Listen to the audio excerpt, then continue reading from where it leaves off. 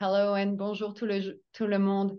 Thank you for joining our Deloitte AI Institute webcast for a discussion on our latest research paper, Impact and Opportunities, Canada's AI Ecosystem Report 2023. My name is Audrey Jensen, and I have the pleasure of leading Deloitte's AI Institute in Canada.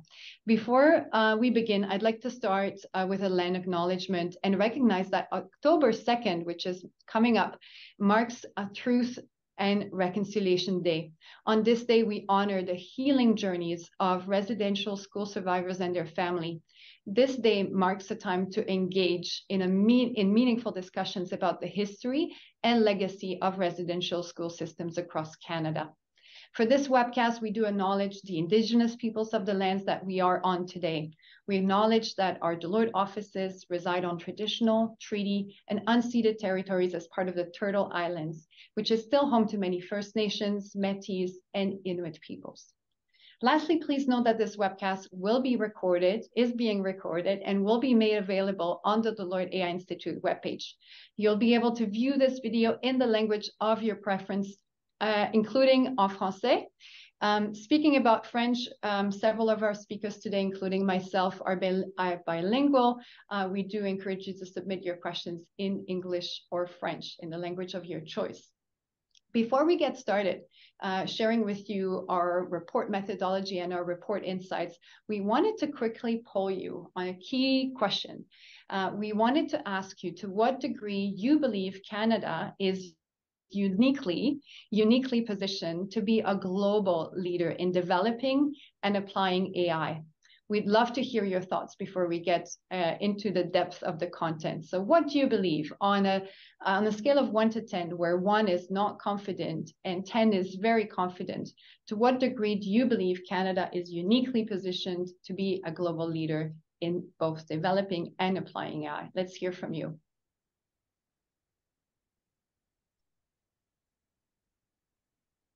We'll give you 30 seconds to submit your questions. We'll quickly share the results and move on.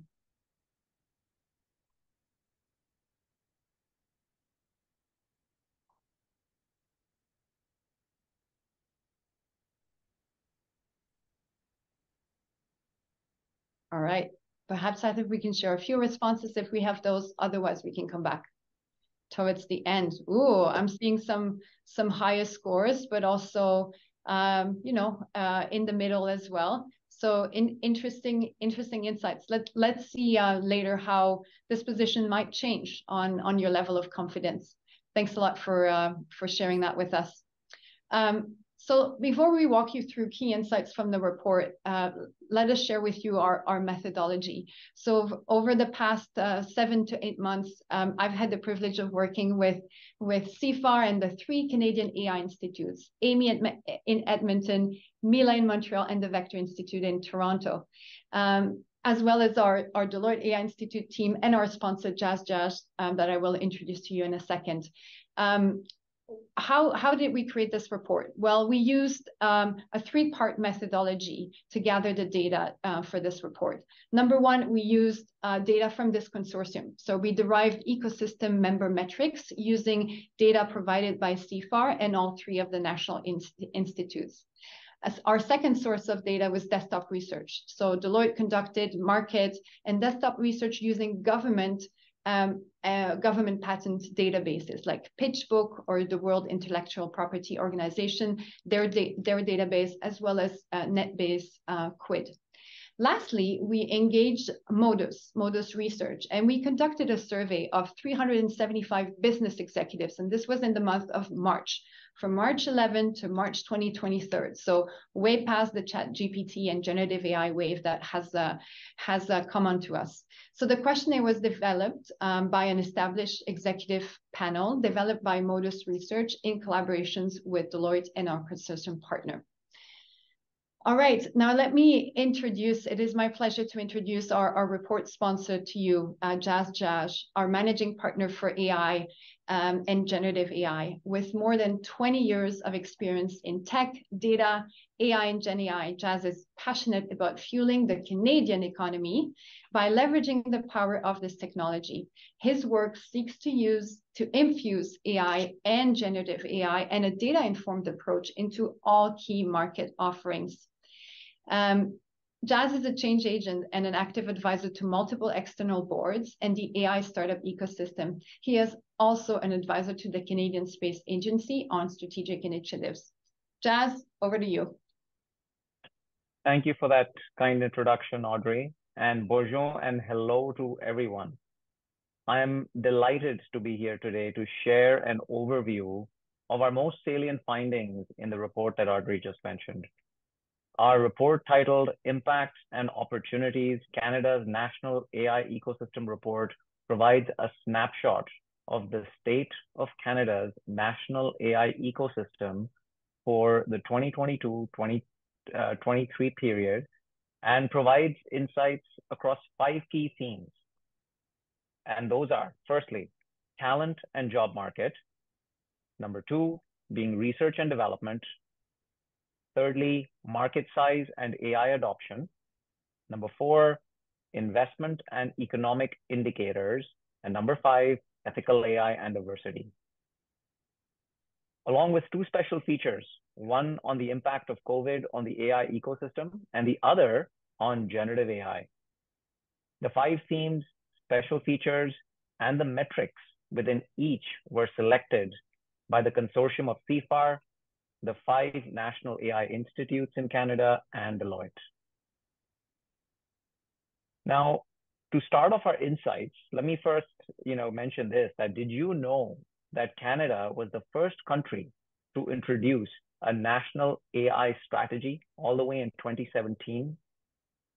As a result of that bold move, the Pan-Canada AI strategy, championed by CIFAR, has enabled our country's AI sector to outperform many of our G7 peers from a social and economic standpoint. And I'm so proud to share with you the following insights from our report, which truly shine a light on our global leadership and impact. So firstly, within the talent and job market theme, a key insight is on talent growth. We are number 1, folks, number 1 in the world when it comes to the growth of our AI talent pool. Canada's cohort of AI talent rose an average of 38% annually in the last 5 years, outpacing countries like the United States, United Kingdom, Germany, France, and Sweden. For Canada to remain an AI leader, though, it's imperative that the talent that we attract and develop stays here. And to do so, we need to strengthen the demand side of this equation, i.e. the application of AI, to keep our AI talent engaged. So that's very important to be mindful of. The next one is related to women in AI. Now, Canada leads the world in terms of bringing more women into AI roles, achieving the highest year-over-year percentage change in female AI talent globally since 2019, including 67% in 2022 alone. Now, we are excited to grow. We're excited with the growth of women in this space in Canada, and want to remind you and the community that it is important to build diverse cross-functional teams to ensure AI, and this includes generative AI, by the way, is applied in a responsible and trustworthy manner. Let's go to the second part. When looking at research and development, a key insight is on patents. The number of AI patents filed in Canada rose by 57% in 2022, well above the average growth seen in previous years. Now, this is in comparison to the G7 countries who experienced a growth of 23% in patent filings over the same period. Now, this is particularly interesting, folks, since the fact that in Canada, research institutions like NELA do favor and encourage open source innovation as well. So while the increase in the number of patents is impressive, we should continue to encourage contributions to the open source community as well. So number 3 being investments and ecosystem indicators. When it comes to VC investment, if we look over the past 5 years, we can celebrate a 3.6 times growth in Canada AI VC investment. This has translated into the creation of many AI startups. We have 670 AI startups and 30 generative AI companies that have been active in the last 5 years and have received at least one investment round in that time frame that has been more than $1 million.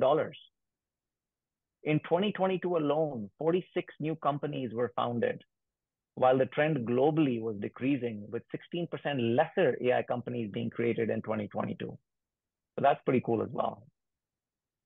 Now, as I mentioned earlier, we conducted a survey in March of 2023 with 375 business executives, as Audrey mentioned, to collect their insights on the 5 themes of our report. And we found significant room for improvement when looking at the themes around trustworthy AI and AI adoption. When it comes to trustworthy AI, 86% of surveyed companies cited concerns around ethical risks of AI deployment. When it comes to adopting responsible AI principles, there's room to improve for sure. 52% of surveyed organizations either always or sometimes adhere to AI cyber risk management and human-centered design principles. Now, while just 35% said the same with respect to AI model lifecycle documentation principles. Also, when we talk about concerns related to AI, organizations were generally really apprehensive about, were not really apprehensive about eliminating AI jobs through automation, with just 27% of the respondents citing this to be an issue.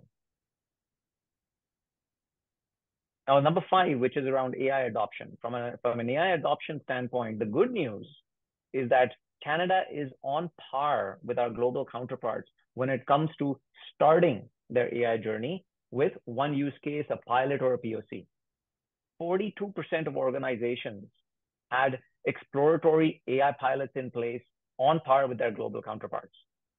Now, the not so good news here is that only 26% of the surveyed Canadian organizations have deployed one or more AI solutions at scale, compared with 34% globally. So you would naturally ask, what are the barriers to this adoption? And the insights that we have gleaned is that it seems that the first use case needs to be correctly picked with a sound business case. There's a need for organizations to build data literacy across the organization and have a clear leadership vision for the use of AI in order to be able to explain and be confident in terms of the difference that it can make. So these are critical factors in terms of making sure that that scale and adoption happens across the enterprise. Now, in our report, we argue that Canada cannot sit on the sidelines. We as a nation need to adopt a multi-pronged approach to maintain and accelerate Canada's AI advantage. And here are some calls to action that I encourage all of you to reflect on. Think about the opportunity in your organizations to attract and grow world-leading talent, strengthen AI fluency within Canadian businesses, public sector, and communities, invest in scalable AI opportunities, scale being the key word there, and lead global discussions around AI governance.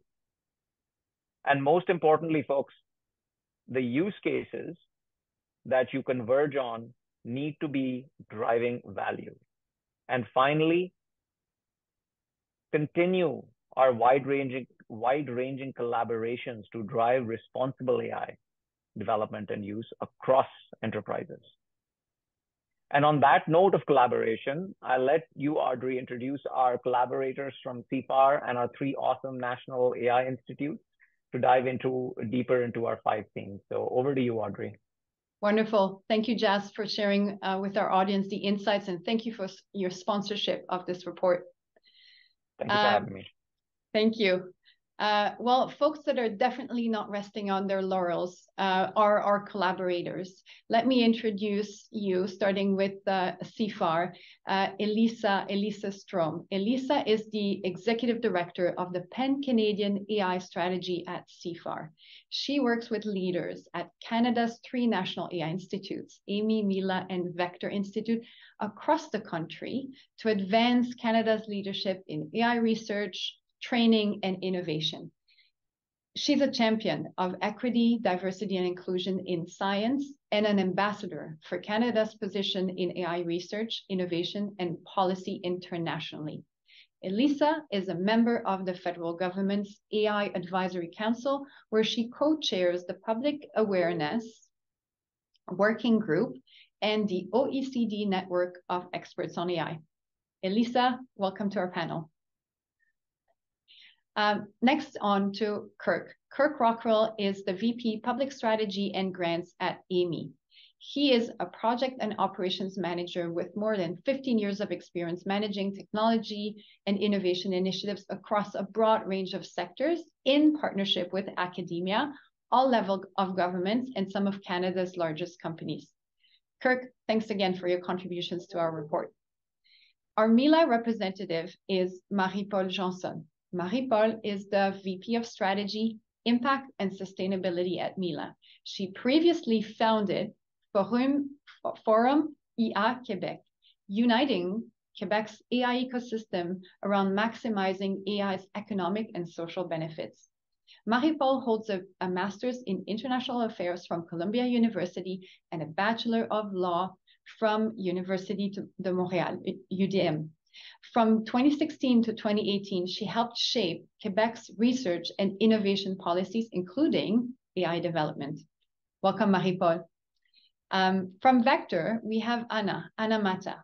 Anna has 15 years of experience in fundraising, strategic relationship building, and business development with a focus on tech and innovation in Canada. In her current role at Vector, Anna develops and stewards relationship with major industry sponsors and supports their ambition to accelerate the adoption and scaling of responsible AI across their business. Dear panelists, welcome, and thank you for being with us today. What I wanted to do is share on screen the questions that I will be asking all of you to respond. That way, our audience has a bit of a heads up and can themselves start to think about additional questions that you may want to ask. We'll keep some time at the end to answer some of the audience questions. So make sure to review these around the 5 topics from our report, and don't be shy to share your questions in the chat. Without further ado, let me start with the first question. And here I'm going to ask by asking Elisa and Anna to chime in. Talent is one of our key findings from the report. Lots to say about that. The question we have for you today is how can our country, how can Canada fully leverage our talent and our potential to accelerate AI adoption? Elisa, why don't you start? Thanks, Audrey. I'd love to. Does the sound okay? Yes. Thumbs up. Good. Thank you for that. So, over the last 6 years or so, CIFAR and our partners at the National AI Institutes have really built, I think, robust, dynamic, diverse ecosystems in our 3 major centers. And that really was the ultimate goal of the Pan-Canadian AI strategy, was to build a place where academics, researchers, students, entrepreneurs, business leaders, policy leaders could come together. And a big part of the strategy was building talent and really creating a deep pool of talented individuals in Canada with AI skills and expertise. And that's what we have today. So every year, hundreds of highly qualified personnel are graduating from the universities that are partners with our AI institutes. And we're generating a very, very large pool of AI talent.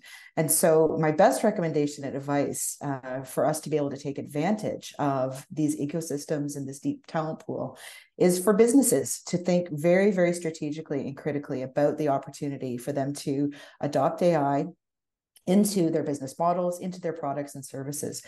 This is what we learned from the report. It's one of the areas that Canada has a bit of a growth gap, an area that we have an opportunity to accelerate.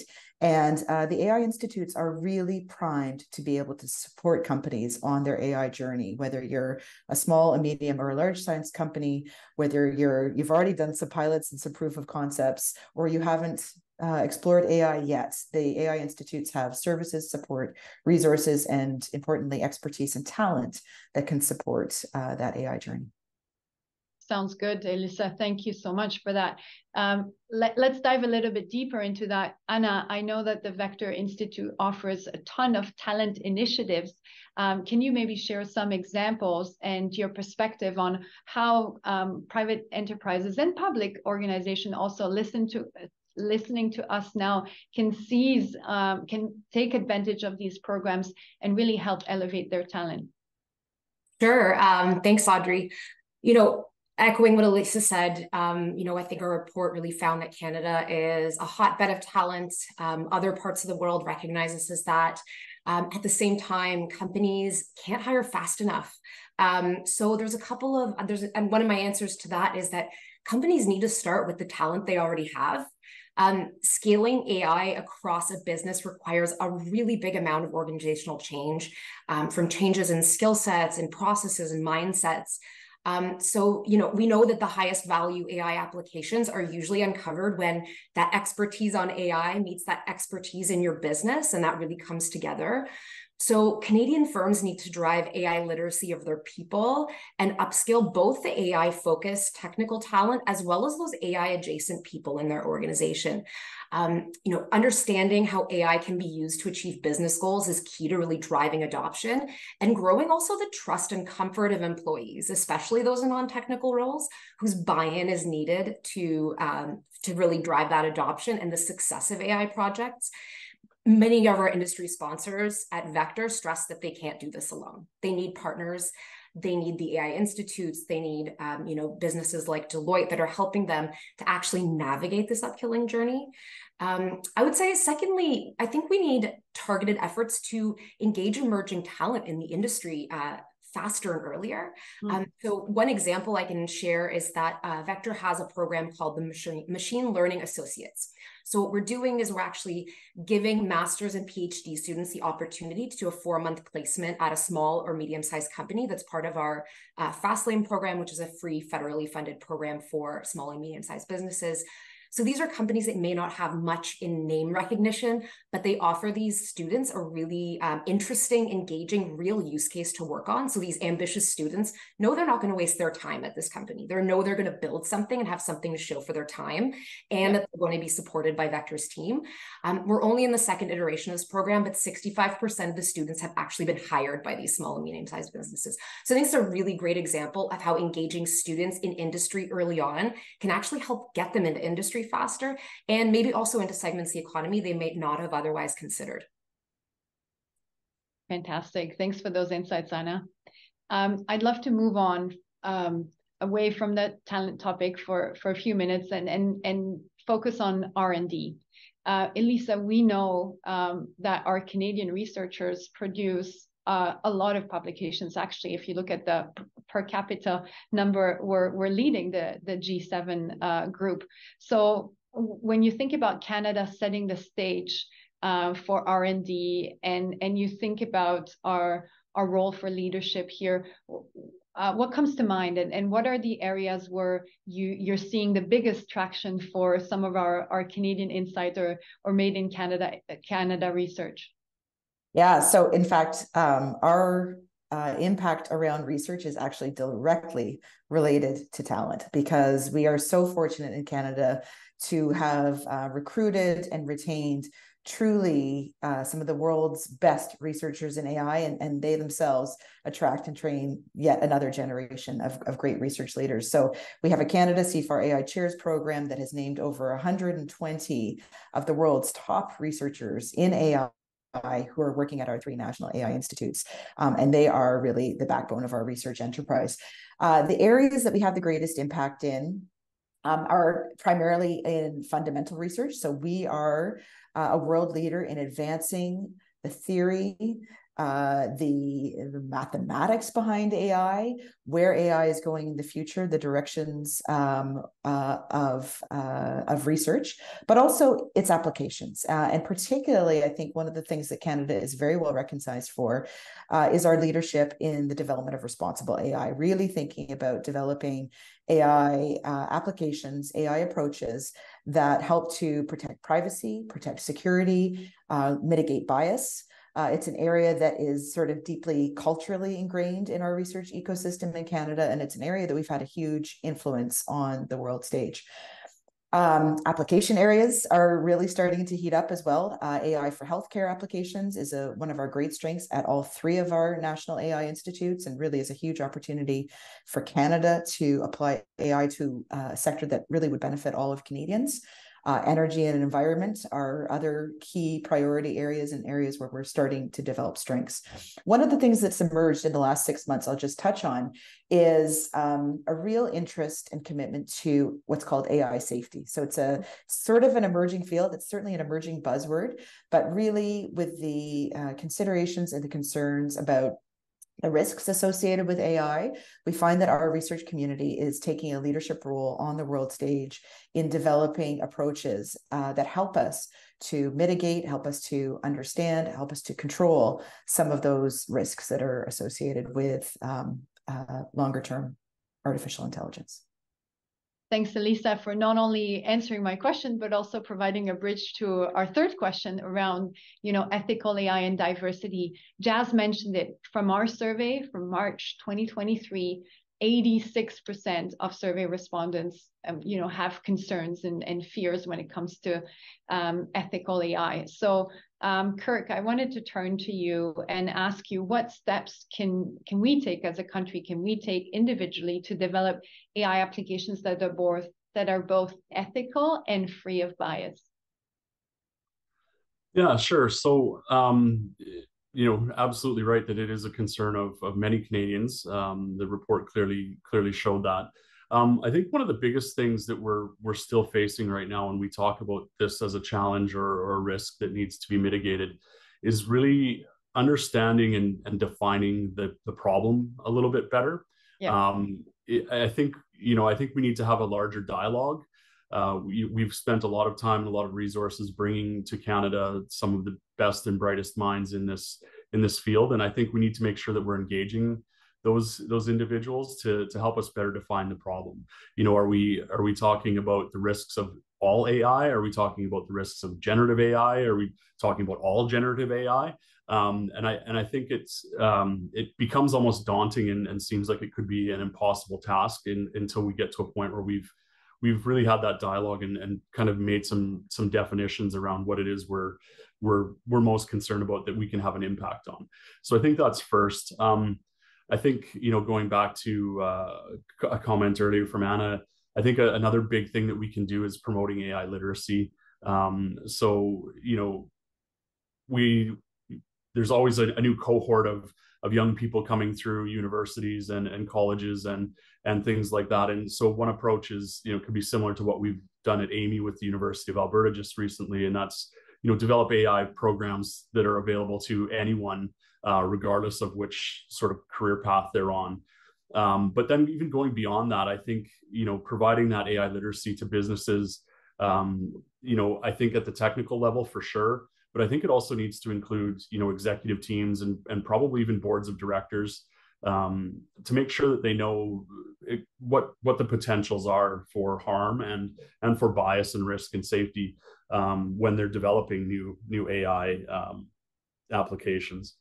And I think another one of the biggest things is, as I said, we've invested a lot already in becoming a global leader in AI and bringing to Canada the people that we have.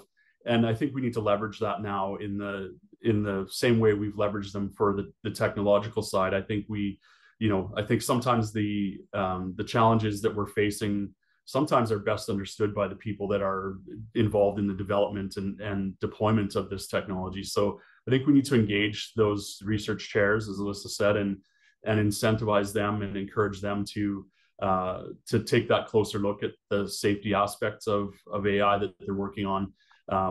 Another possible model is, incentivizing collaboration with social sciences and humanities places, where they're working on ethics and that's core to their key interests, and partnering our technical scientists with those types of people, or perhaps even embedding them, having AI scientists embedded in some of those faculties and in some of those places, so that there's, they're working shoulder to shoulder with people that have the best understanding of some of the challenges around bias and security and privacy and things like that. So I think that's primarily it. I think a big thing is also to make sure that we're staying in close contact with the work that's being done in other developed nations around the world, and making sure that we're learning from others as well about different procedures and steps that we might be able to take that would help mitigate the risks that we're facing here in Canada as well. Thanks for that, Kirk. I'm hearing, you got to understand the risks and where they come from, and there's a need to increase our literacy when it comes to AI, as from a benefits, but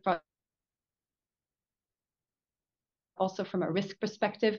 I wanted to use the opportunity, Elisa, to talk about Objectif IA, or Destination AI, as a course that CIFAR has launched. So perhaps you can say a few words, and then I'll go to you, Marie-Paule, also for your perspective on ethical AI and diversity. A few words, Elisa, on the free online course you've created and made available to all. Yeah, absolument. Merci, Audrey. I was going to put it in the chat. So Objectif IA, ou Destination AI in English, is a free online course available for all Canadians. And it really is foundational learning and knowledge for anybody, whatever age you are, high school to senior citizens, to learn more about AI. But we're also on a campaign right now to encourage businesses, especially large employers, where we can sort of get the most uptake, to consider offering this course for your employees as a professional development opportunity. It takes about 4 or 5 hours to do the course. You do it on your own time. And it does really give a really nice background on what it is, how the technology is developed, what are some of those risks, what are the opportunities, and there's a new chapter on generative AI as well too. So cifar.ca/destination AI ou Objectif IA. Sounds good. We'll drop the link in the chat in a second. Marie-Paule, we've heard Geoffrey Hinton and also Yoshua Bengio talk about the need for every dollar that we invest in making AI more capable, we should be investing $1 as well into researching the risks of AI and mitigating those risks. How do we ensure that those equal investments are being made? Because I understand yesterday from hearing Dr. Bengio that right now I think the ratio is 1 to 50. So how do we get to more clarity on those investments? What's your take? Well, there's definitely some work to be done on our part in sensitizing our different financing agencies in that regard. But I would say there's some things that companies can do more specifically. And I'd like to give 3 examples. But before I do, I'd like to mention that everything that Kirk said, I agree with. But just to complement them and maybe give them more examples of concrete things that can be done. Yesterday, Minister Champagne released a voluntary code of conduct around generative AI. So I really encourage you to have a look at it. It covers things, very concrete things that developers or managers of AI systems should do. It's specifically targeting generative AI, but I would encourage people to look at it, even though their solution isn't specifically generative AI, because there are a lot of those systems. As soon as it gives a decision or impacts a decision that concerns a human being or their rights, for example, in terms of the funding that they might receive, their mortgage, even though it's not public facing, it has real impacts on people's rights. So I would encourage you as a first step to go have a look at that. The second thing I would say that's more systematic would be the IDA regulation law that's being now being studied, and it's very linked to the first point. So we know that this regulation is coming. I encourage you to go look at what it entails, and the Code of Conduct is a good first step to get prepared this law being enacted. The third thing I would say is training. I think it's extremely important for anyone that has to interact with an AI system to to be sensitized to how we should interpret the results that the system gives us. And in that regard, Mila is offering 3 specific trainings.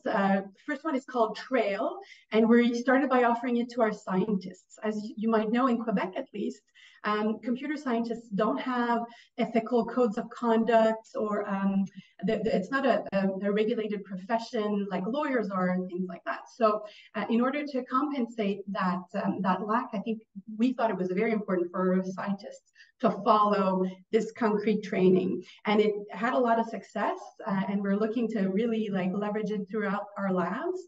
And it had so much success that we adapted it for industry.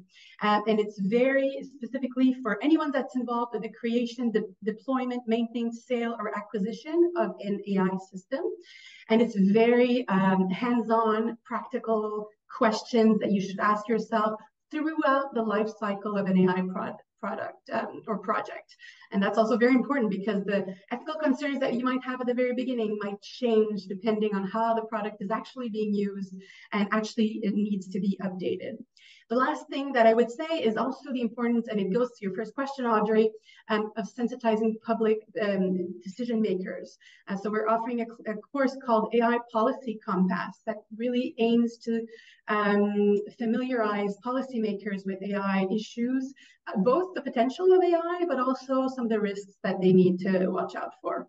I think, you know, your point and Jeffrey Hinton's point about investing as much money, I think that's very important, and it applies to research as well. So we have at Mila, and I know the other institutes do too, researchers whose primary focus is fighting bias, not only in data, but also in the way that the algorithms and the models are being developed. Yoshua is also obviously Yoshua Benju is very concentrated on also countermeasures for potentially more catastrophic outcomes around avoiding rogue AI agents, which is much more further into the future. But even if there is the slightest possibility that it might happen, we think it's important to start researching countermeasures right away. Thanks for that, Marie-Paule. Lots of courses and educations being offered by the different institutes, including Mila, and love how you're role modeling, right? And embedding some of those principles into the work that your own researchers, your own Mila team members are implementing. Thanks a lot for doing that, both the education and role modeling. I'm going to let you catch your breath for a second, and I'm going to go to question 6 and come back to you, Marie-Paule. Kirk, I'd love to start the topic of investment and economic drivers with you. And I'd love your thoughts on how can Canada incentivize further AI innovations through policy development? What are your perspectives on that, Kirk? Sure, yeah. So I've got a few ideas on the topic. The first is, as we've been discussing, as you know, Canada as a global leader is able to attract now, you know, really the top talent and top skill sets in the world to come here and study as students and as researchers. And you know, we've also done a pretty good job at starting to build that receptor capacity for them in industry, so that when they come from other parts of the world and they finish their studies, they often now have a place to go. I mean, I think we've gotten much better at that, so that they can stay in Canada and not you know, return home or to go somewhere else. But I think one area where we've sort of are still facing a challenge is around entrepreneurship and that group. So there's a lot of you know, incredibly intelligent people that have really great ideas, but since, you know, being international, they're a long ways from their parents' basement or garage to start a business in, and so that it just creates another barrier or another hurdle for them to get over if they want to choose an entrepreneurial pathway. And so I think if there was a policy instrument that could be used to help address that, I think it would be really useful. And I guess for that matter, even, you know, any sort of immigration policy that can ease the burden on individuals that do want to come here to innovate in Canada would be helpful. You know, I think often we can get the individuals we want, but sometimes they have difficulty bringing their families with them, or the timing is difficult. So, you know, every time we encounter one of those, I think it's an opportunity for us to lose somebody that, you know, they might not come, or they might leave when they're done instead of staying to be an innovator in Canada. So I think that's one. I think another big area is related to policy is around, I think we need to ensure that sort of the accountability for the success of our AI strategy doesn't lie under the accountability of one single innovation department in government.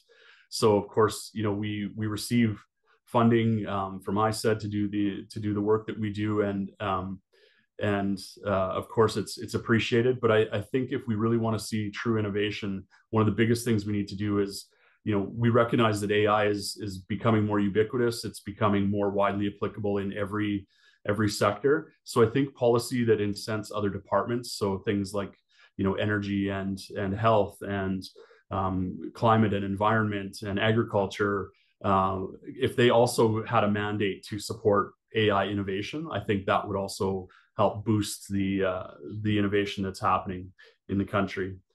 And I guess along that line as well, you know, making it easier for procurement to manage the procurement process would probably also help a lot of Canadian businesses, especially the smaller ones or the medium-sized ones that might have a really intriguing technology. But you know, if the government could be that first customer, it would certainly be a lot. It would be, you know, it would be contribute to their success a great deal. So, and then I think finally the last thing is just to recognize that any policy that we put in place around AI needs to be a finely honed instrument as opposed to sort of a broad and blunt one. You know, I think there is a risk that if we do it incorrectly in terms of managing our risks and our safety and things like that, that we won't get another chance. So I think there's, as I said, I think it requires a very delicate touch, and it needs to be done with a lot of consideration, just to make sure that we are in fact going down the right path before we endanger losing some of the capacity and the ability that we have in Canada now as a global leader. For sure. Thanks, Kirk, for all those great ideas on suggestions for policy development. Let's come back to you, Marie-Paule. I'd love for us to talk about investments and how to capitalize on this growth. In our report, we highlight the fact that Canada ranks actually third globally, or third among G7 countries in terms of per capita VC investments across AI enablers, developers, and users. We're behind just the US and the United Kingdom. So when you look at the investments that have taken place, right, in Canada, how can we capitalize on this growth? What are your thoughts? So I look at it as an offer and demand kind of scenario. I think it's important to continue working on the offer side and investing in those incubators, accelerators, making sure that our VCs understand the risk profile of these investments, working on helping our startups scale up. But the key to that is getting our startups their first local clients. Because in the end, what we want is those startups to grow. And in order for them to grow, the local market is often not big enough. So they need to be able to export. And that's part of what we're seeing in the local le tissu économique local, if you want, of Quebec at least, I think it's probably true elsewhere as well, is that a lot of our large multinationals aren't turning to the local startup ecosystem as much as we would want them to develop their AI solutions and build their AI capabilities. And if I go further down that route in terms of the demand, I think the economic impact of AI is also based on how our different sectors are successful at adopting AI to increase their productivity, to combat labor shortages. And we're really having trouble with that as well. I was at All In yesterday, the conference in Montreal, and Isabelle Hudon, who's the president of the BDC, was saying, you know, the majority of Canadian economy is based on SMEs, and what she sees on the ground is that there's still a lot of work to be done just in doing the virage numérique, you know, the digital shift, helping companies prepare their data, just things like a high-speed internet. On the global AI, Tortoise Global AI Index, Canada ranks 5th. We're doing pretty well, but one of the places where we rank lowest is because of that high-speed internet in our different regions. Data preparedness. And then the two last things that I think are very important to make sure that that our SMEs and our notre tissu économique can really adopt AI is having use cases, identifying use cases that solve real business problems, not just doing AI to do AI, but really actually choosing the places where it will have the biggest impact for companies. So that's some place where we're all working and trying to do that better. There's still work to be done in that regard. And the last one would be talent. And I think Anna mentioned it earlier. We need to have talent in the translators of AI, if you want, in the different sectors, people that understand both biochemistry and AI and agriculture and AI. I want to mention Amy's program that they're looking to include the AI classes in different curricula in universities. I think that's a great initiative, and I think we need to do more of that in order to make sure that our receiving ecosystem is also ready for our startups. Thanks for that, Marie-Paule. Let's talk about adoption with you, Anna. And there's a question that came in the chat that's related. So from our report, we know that when it comes to piloting, testing, experimenting, Canada is on par with global counterparts. 42%, if I'm not mistaken in my numbers, 42% of our Canadian organizations from our survey have piloted at least one AI application. That's great.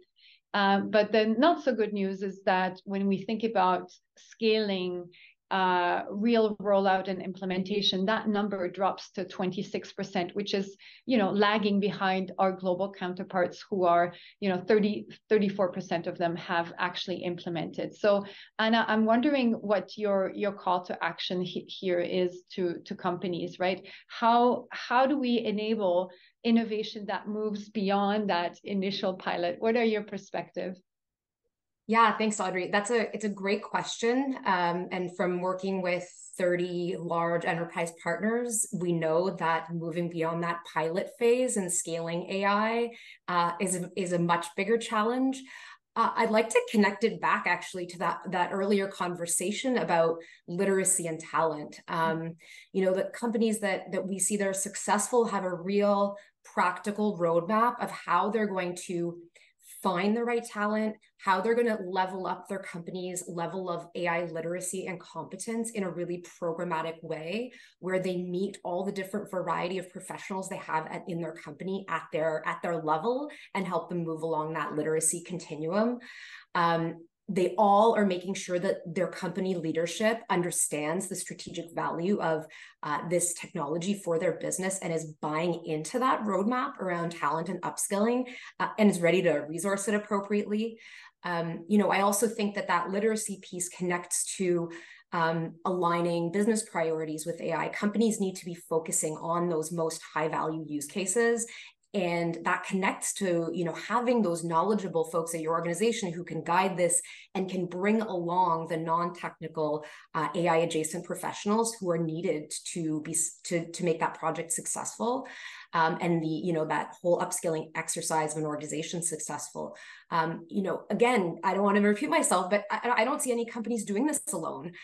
Companies that are successful at this are finding the right knowledgeable partners to collaborate with that can accelerate that experimentation process, accelerate that upskilling process, and accelerate their ability to move beyond pilots and scale AI at their organization. Most of Vector's industry partners are working with, one or more of the AI institutes. They're working with consulting partners like Deloitte. They have projects funded by Scale AI.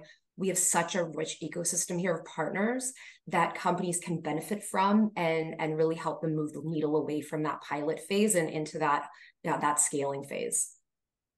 Thanks, Anna. Elisa, turning it over to you to ask you what you foresee the greatest opportunity to be with the widespread adoption of generative AI, or alternatively, what your top concern is. Talk to us about your perspectives. Yeah, I'm gonna put on my optimist hat here. I do think that generative AI presents a really rare and unique opportunity for Canadian businesses to have an on-ramp into the adoption of AI. Before the development of these large language models and the kinds of tools like ChatGPT and the image models, it was really, really hard to actually get your hands on, get some experience and some expertise. It was harder to develop AI skills and experience. Now, anybody can use AI. Anybody can use it. And in Canada, as we see in the report, our generative AI ecosystem itself is growing very, very quickly. And we actually have some of the leading companies in the world in the development and deployment of generative AI here in Canada, going head to head with some of those big American giants.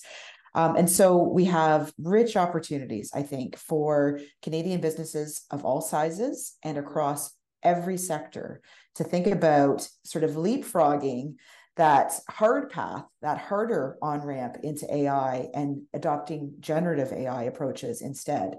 There are many companies that provide consulting, services, expertise, and advice to businesses that are interested in thinking about using generative AI. And I think this is a critical point in time where in Canada we have seen our productivity gap, the GDP with respect to our population, the productivity gap has been growing. And I think that generative AI is one of those technologies that if we can accelerate its adoption and embrace its adoption across sectors, we're going to be able to really increase the competitiveness and the productivity of our companies. Thanks, Elisa. Thanks for putting your optimistic hat on to answer that question. So I'm going to go around for a final question. Your call to action. What is your call to action to Canadian private and public organizations? We have many leaders on this call. This will be also this is being recorded and will be put on our AI Institute webpage. So what's your call to action? Let's start with you, Kirk. What's your perspective? Sure. So I'm gonna follow Elisa's suit, and I'm going to say that there's two basic categories of things that I think Canadians should think about, and the first is optimism, and the second is curiosity. And so I think coming at this from an angle of optimism as opposed to only thinking about the risks and the dangers and the potential harms, I think would be helpful for a lot of people to understand that yes, while those things are all perfectly valid concerns, I think there's not enough being said about the wonderful things that AI is doing and will do. Some of the challenges that it will solve for humanity and for Canada are just tremendous. And so I think if you look at it through a lens of optimism, you'll uncover more of those types of stories. And I think it'll add to the dialogue that we're having across the country in a very good way. And the second is curiosity. And that is just, going back to what we were talking about, learning as much as you can about AI and understanding what it really is, what it really means, how your company or your organization might benefit from it. And we have organizations across the country that can help, right? And that's what we're here for, is to help people figure out how AI might help them. And so I think it is being curious and approaching it with optimism. Two for that. Curiosity and optimism. Love it. Marie-Paule, what would you add to that? What's your call to action? Yeah, I'm smiling because I've actually, the two themes that I have also, the content's a bit different, but it's exactly in the same direction I'm going to go. So first of all, my first call to action is more to the government, if you want. I think we should, the same level that we're being very cautious about some AI applications, we should be very aggressively pursuing low-risk applications in key industries with targeted subsidized programs, because that's the first barrier to entry, if you want, is the cost of starting big AI projects. So what do I mean by low risk? I think there's areas where there's low risk of biases because it doesn't involve sensitive data, it doesn't affect human rights. key industries, places where we have big productivity gaps and labor shortages. And that looks like infrastructure, engineering, construction, agriculture, advanced manufacturing. A lot of things we can do in manufacturing with quality control and things like that, logistics, the list goes on. I think it's good to be prudent, but in those areas where the risk is lower, we should be much more aggressively pursuing targeted industries and targeted applications. And the second one, I also had been get curious because it's very true. Just in Quebec alone, we have an ecosystem of over 700, almost 790 organizations that are specialized in AI. And they're all on La Vitrine IA Québec, and it's just vitrine.ia.quebec. And there's in there 475 companies that offer products. More than 100 consulting firms that are specialized in helping you put together, identifying your use cases, but also putting together and rolling out your project. So we need to support our local ecosystem, and that's a great way for. So the second call to action was really more to companies, so to get curious, to get out there and look at the different actors that can help you out. Thanks. I love that, Marie-Paul. Where the risks are lower can be mitigated. Let's push on the pedal and accelerate. And love that curiosity theme. Anna, what would be your take on this question? Call to action. Yeah, I'll connect one of my points to what Marie-Paul just said, but I would say be bold and be collaborative. I want to encourage Canadian organizations, businesses to take the leap and look around them at who is there to support them in the ecosystem. We are so lucky to have such a wonderful ecosystem of partner organizations, startups, talent that are here to enable that success. I also say let's be bold in our commitment to responsible AI and ensure that we're also world leading in that. And all the institutes have resources that can help folks think about that. And Vector, for example, has published AI trust and safety principles to help guide organizations in their thinking around this. So again, let's be bold and collaborative, and let's be bold in our commitment to responsible AI. Thanks, Anna. Canada is on the map when it comes to AI. People across the world see publications coming out from our very own researchers, Elisa. So we've put the strategy has put Canada on the map. What is your call to action to private and public organizations? How do they take this wonderful advantage and seize it? Yeah, it's, my colleagues and friends here have had shared so many important ideas and opportunities. I think to tie it all together, I think the opportunity is for us to be proud as Canadians. We have built something really unique. It is the envy of the world, our AI ecosystem. It's diversity, its robustness, the credibility that we have in our research, in our leadership on AI governance and responsible AI. Dare I say, nothing like this exists anywhere else in the world. And I know that I'm biased, but it's pretty true. And so I think that we have to be very proud about that. I think that we have an opportunity to lead the world. I think that Canadian businesses, Canadian policy leaders should get excited about this opportunity and should come and join us at CFAR and the AI Institutes. Come and see what we have to offer and take advantage of everything that we've built in our AI ecosystem. Wonderful. Thanks for that, Elisa. In the report, you will see a description, a snapshot of each of the institutes here present, as well as a link to their website, where we've shared in the chat a few resources, but there's so much more to uncover by visiting the websites of the respective institutes. So I do encourage all of you to do that.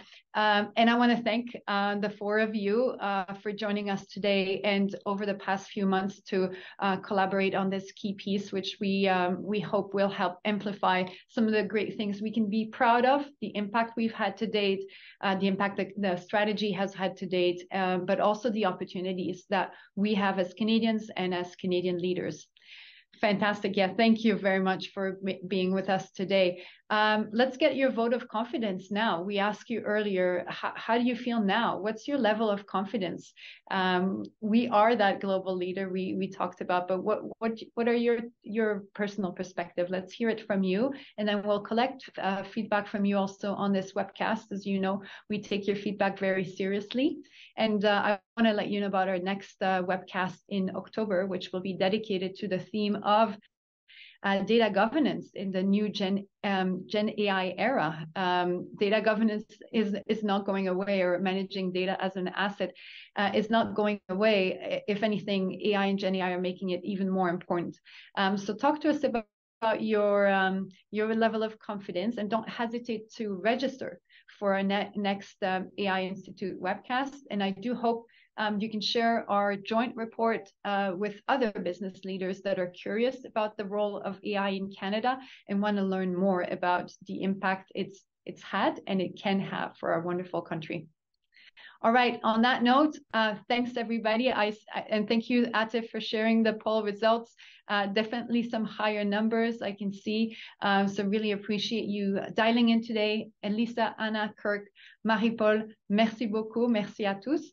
And wishing you a great afternoon. Thanks, everybody. Thank you.